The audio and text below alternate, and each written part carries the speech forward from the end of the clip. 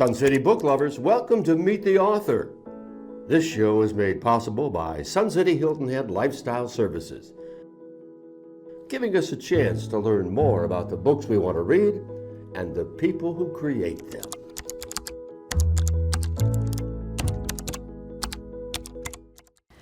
Welcome to Meet the Author. Poet Derek Walcott is quoted as saying, "I read, I travel, I become." Well, Sun City readers, we are fortunate to have a return visit from travel writers Lynn and Seldon, who will help us become with their travel publications and more. Let's meet the authors. Cele, you and Lynn make up a writing team known as Seldon Ink. And you're largely known for your travel publications. So how, as writers, did you evolve into this great travel writing career, which we're all going to envy? Well, it's a great question, and we get asked that all the time.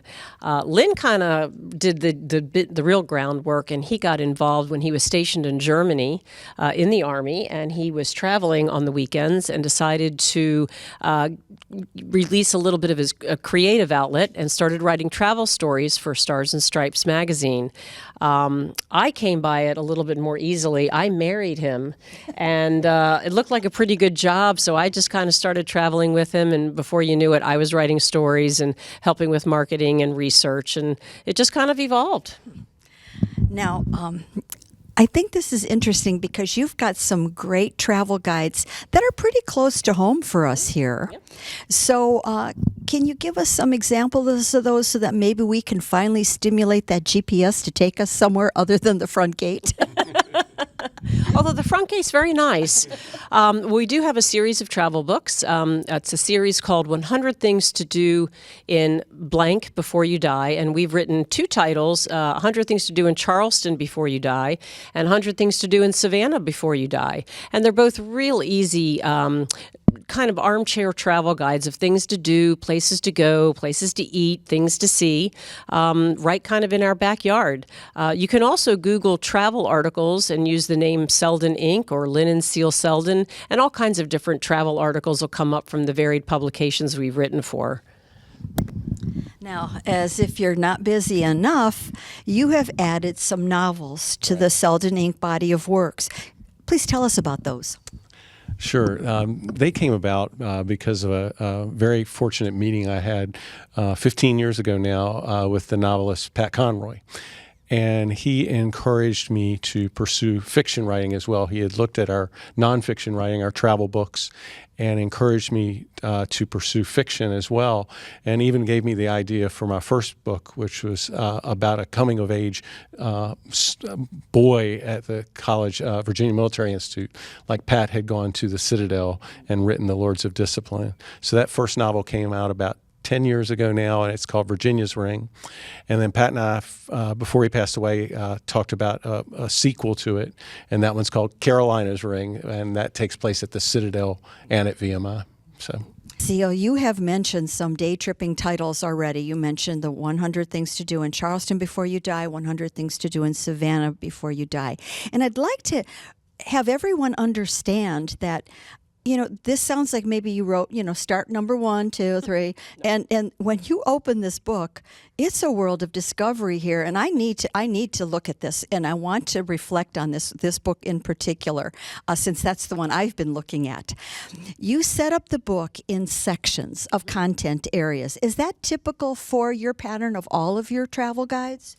Well, it's actually more typical for this series of books, which is out of Reedy Press, out of St. Louis, and they have a whole series of 100 Things to Do in some city before you die, and all of them have the same format of 5 sections, things like culture and history, music and entertainment, food and drink, which is everybody's favorite chapter, shopping and fashion, and sports and recreation. And it makes it easy to kind of break down, so if your interests are in history, or if they're in dining, or if they're in shopping, you can find all the great places just within that section. Well, you also make this fun to read. This isn't like homework reading. This is fun. I'm going to give an example. Okay, I went to number 12, and it's the food section, because that's where I would go first. Eat where the elite eat in their bare feet. Dr. Seuss. Dr. Seuss inspired. And you're at the original Crab Shack. And I thought, how fun. And then you give us extra credit ideas. You give us tips. And I started to look at this food section, and maybe you've got like 36 plus mentions. All right. Now, to understand the body of work here, though, I'm like, okay, laying in bed one night knowing we were going to talk about this. And I'm like, how many restaurants are in Savannah? Okay, I looked it up. I can Google. Oh. 495. 290 of those are privately owned, not chain restaurants. How do you filter this down? Yeah, that's a good question. We really rely on our experience in Savannah. We reach out to colleagues and to friends in the area saying, where's your go-to place? We went to a lot of places and we tried to filter it down that way. It's a combination of some of our favorites. We tried to do geographic coverage. We tried to do genre coverage, so they weren't all pizza places or ice cream shops. It was not easy, but the research was the best. Okay, I can see where that might be the case. Do you ever have people that, like, if you were researching, trying to get more information, because you give us information about these, you even tell us what to order. So do they ever say, no, we don't want to be in the book? I can't say we've ever really encountered that. There are people that wish they were in the book, and we might come out with a second edition and update that sometime. Restaurants are often. New restaurants are opening. Some restaurants, unfortunately, are closing.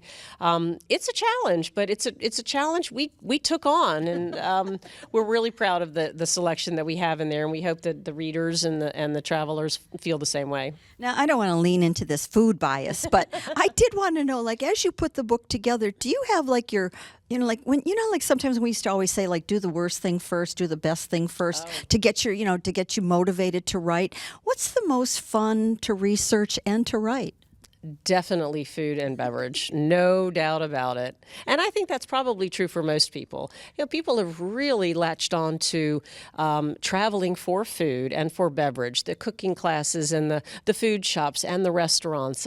It's really become a niche category in the travel industry. Well, you've got some great locations. I mean, come on, Charleston, well known for its cuisine, and Savannah coming right up on the tail there, right on the tail. I think they could surpass. Now, Lynn, I'm going to have the same question for you, but I'm going to twist it a little. What's the most challenging section of the book? Without a doubt, for me, it was shopping and fashion, with not even close. I think in both the Charleston book and the Savannah book, Cele wrote most of those entries, and my favorite is food and drink as well. So, and that was true for both books, and for our upcoming book on the Low Country, the same thing, food and drink. I'm disappointed. I thought you were going to say like culture or something. Shopping. That's my second favorite. And sometimes could surpass number, the food. Now, I understand that you do have a project coming, and it's based on that special relationship with Pat Conroy. What can you tell us about it? Sure. So many years ago, the family approached me about writing a book about Pat's travels. He was a great traveler, and I started just on my own researching that book worldwide. And then about 6 months ago, a renowned publisher out of Charleston, contacted me and said, we are very interested in you writing a book called Pat Conroy's South Carolina Low Country, and just focusing on our low country, our beloved low country. And so signed a contract on that, very excited. We've started the research. Pat wrote about the low country so much. He loved it here. And so it's actually going to be the second in a series the publisher is doing, and the first one has done very well, and it's Stephen King's Maine. So the next one will be Pat Conroy's Low Country, and we're just so excited. He wrote a lot about the Low Country, not only in nonfiction, but also in his novels as well. Sometimes Beaufort is referred to as Yamacraw, so you have to dig around a little bit, or Defusky Island in The Water is Wide. So very excited about that project, and actually I have a good amount of time on that, and that will be out next fall. So, and I think Cele's going to talk a little bit about the 100 things, the third 100 things low country as well. Now, I think the Pat Conroy, living down here, I knew Pat Conroy. I had no idea how the culture is so absorbed into what he did because he was so beloved. Yes. And for good reasons, Now, tell us about, if you can, the next travel guide we should be looking at. Well, we're very excited. Kind of on the heels of Charleston and Savannah, we pitched the publisher to do 100 Things to Do in South Carolina's Low Country Before You Die. And it's pretty much everything between Charleston and Savannah. It starts at about Edisto, and it goes to Hilton Head. And it's got Walterboro, Beaufort, Yemassee, Ridgeland, Hardeeville. I mean, you name it, we're covering it all. So that people that are doing the travel from Charleston to Savannah can hit some of these things along the way on 17. We're really excited about it. We've fallen in love with the Low Country, so I hope it oozes out on the pages of our new book, which will be out this fall, probably by the 1st of October. That's a lot going on. Now, are there any other sneak peeks that we should know about? As far as, well, there is a third novel, and that will be the third book, and that will probably be the following fall, and that will be called George's Ring. Thank you. I'll be at the next book signing at the table. Just from doing a few interviews, and to have a book named after me is, thank you. How much, can I express my appreciation? Now, I want to know, if you were with us and we're getting in, we've plugged in our GPS location, how do you really like to think that we're using your travel guides? That's a great question. A lot of people ask us if they're ranked, so that number 1 is the number 1 place to go and number 15 is the number 15. And it really isn't like that. Because of the sections, you really can zero in on what is of interest to you. If you're just a history buff and you want to see all the history that goes on in Charleston or in Savannah, you can just go to that chapter, hit every one, check them off. We do have some people that have a list of all 100, and they're literally checking it off and writing the date that they go, and it's their goal to complete the 100, all 100. I'm not that organized, but I sure am having fun, and I can't wait for that Low Country guide. Oh, I can't wait. Thank you so much for your time. You're soon to be, in with a group of people trying to hear all about your books, and make sure you tune in to Sun City TV. Thank you. What we're going to do is we're going to tell you a little bit about who we are and what we do, how we got into travel writing. And we're going to talk a little bit about the magazine articles that we write, and then we're going to tell you a little bit about the travel books that we have, and Lynn will talk about the novels that he has, and then we'll open it up to any questions that you might have. So that's basically how that's going to go. So I'm going to pass it over to Lynn, and he'll tell you all about himself. Very short version. I'm from Winchester, Virginia, Shenandoah Valley native, and went to a great high school there, and then went to the Virginia Military Institute just down the valley in Lexington, Virginia. And my brother Greg also went there, class of 75, and I'm class of 83. At VMI, I wrote for the school newspaper called The Cadet, and was very fortunate to have a great editor there, a mentor. And after I graduated from VMI, I served with the Army, mostly in Europe, in northern Germany, and Belgium, and Holland. And during that time, I was reading the newspaper, the military newspaper called Stars and Stripes, every day, religiously. I'm a huge newspaper print fan. And I decided I was traveling both with the Army and on my own all over Europe. You could jump on military MAC flights for free, and wherever that plane happened to be going, you could go there. It was quite often then an air base in Crete in Greece. And so I decided I was going to write a travel story about going to Crete as an Army officer. And they actually published it. It was a 2-page spread, and I thought, this is great. I can travel and write about it. And they actually sent me a check. And I was like, this is awesome, $50. And I was just talking to the editor of Stars and Stripes here in D.C. A couple months ago, and she's like, we still pay $50. 42 years later. So that's how basically I got my start. And then when I went off active duty, I started writing for a bunch of magazines, mostly military magazines, because it's what I knew. and the military are very big travelers. I am from Newport News, Virginia, kind of the other side of the state. And I went to James Madison University, which was also the other side of the Shenandoah Valley from where Lynn went to school. And when I graduated, I moved back to Richmond, Virginia, and I got involved in advertising sales with the cable operator there. This was in the days where we sold advertising. We had 4 channels that we could sell cable advertising on, because there were only like 8 channels. Now you turn on your cable and there's 900.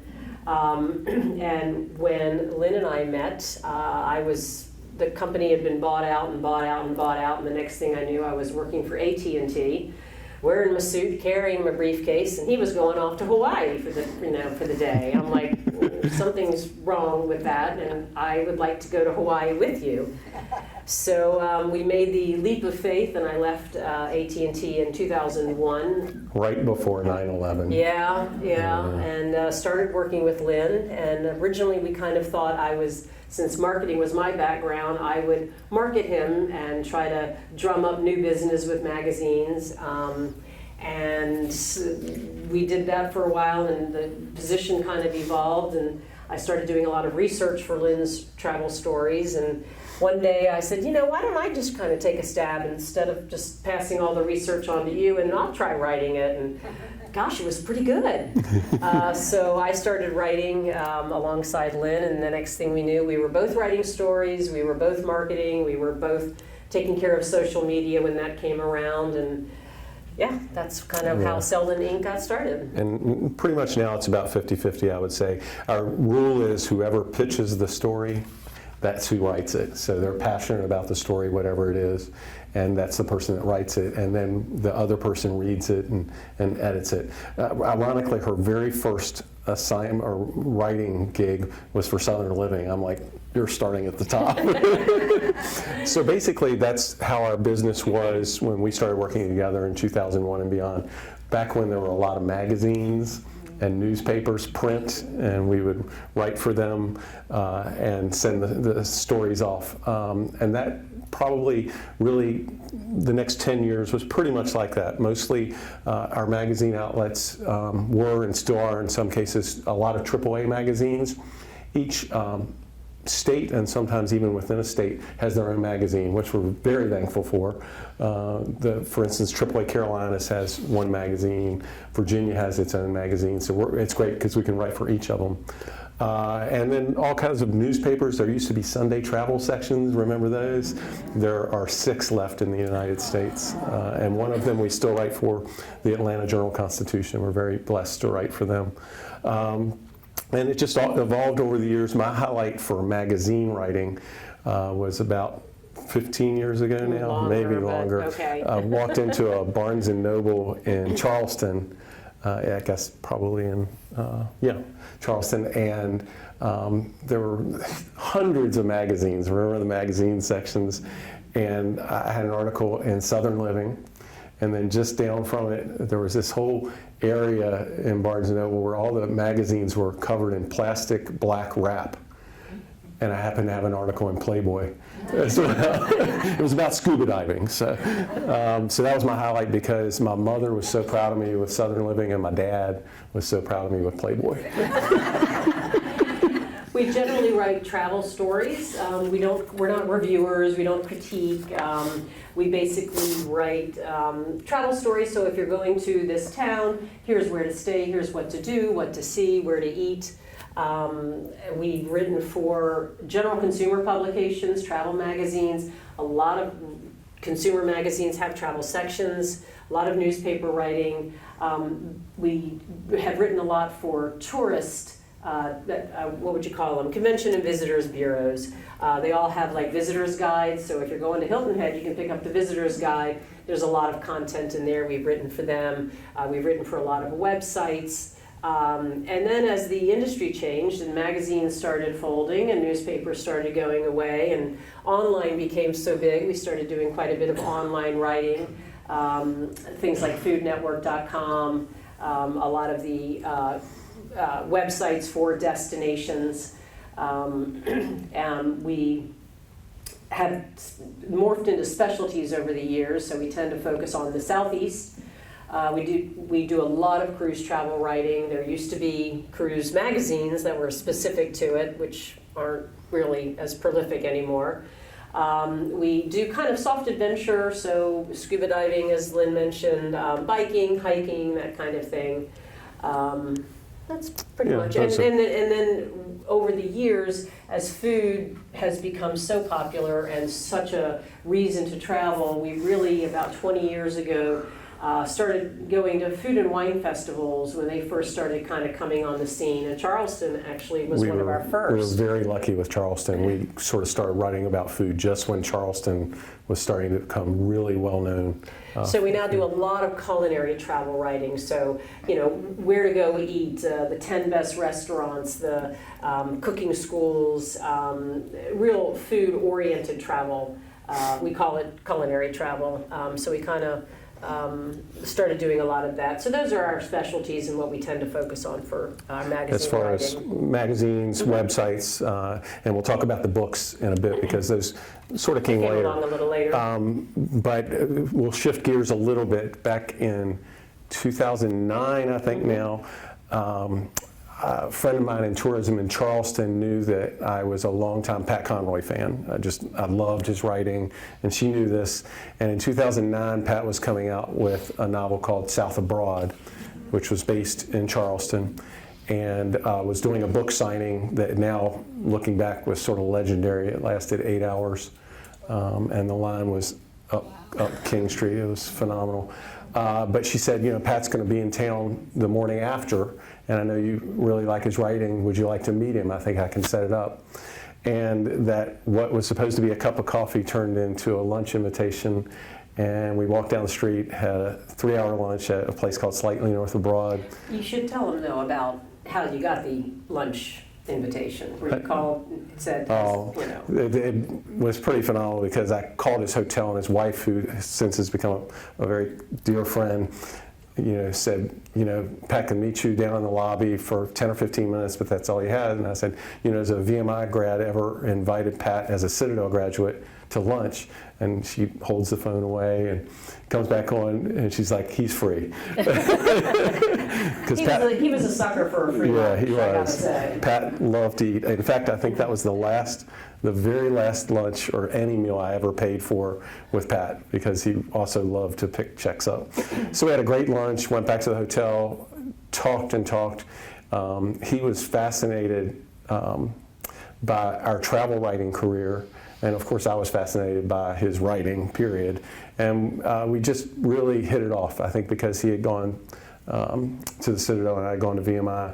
And during, I think it was at lunch, he's like, I did a little research, and I really like your writing, but no one has ever done a novel about the Virginia Military Institute, about VMI, like I did for the Citadel, called The Lords of Discipline, which ended up getting made into a movie. It was a coming-of-age book. And I'm like, well, Pat, you wrote that book, and then the Citadel didn't let you come back there for like 20 years. So I'm not going to write that book about VMI. But he brought it up several other times. He's like, I really think you could do it, and it'd be a great book. And I think 2 nights later, 11:30 at night, the phone rings, and it's Pat. He's like, Seldon, how's the novel going? I'm like, Pat, it's been 2 days. For the next 2 years, he hounded me about writing the novel, and eventually that did come out as my first novel, and that was called Virginia's Ring. And Pat was kind enough to give me what they call a blurb for the cover, and I'm pretty convinced that his blurb on the cover has sold more books than anything inside of it. But he was awesome, and he did several signings with me and just was a real supporter. Turns out he did that for so many writers over the years. He was an amazing mentor to a lot of different writers. So Lynn came out with the novel in 2014, I want to say, and shortly thereafter, a publisher out of St. Louis called Reedy Press had a series of books called 100 Things to Do in Wherever Before You Die.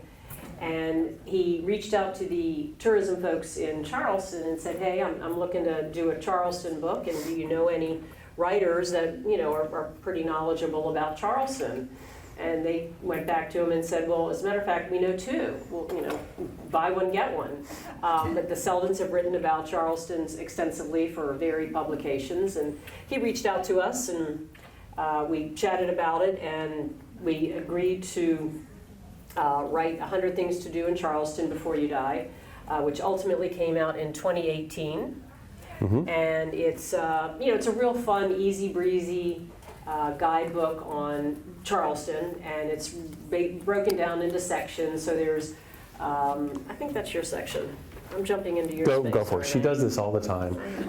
Sorry.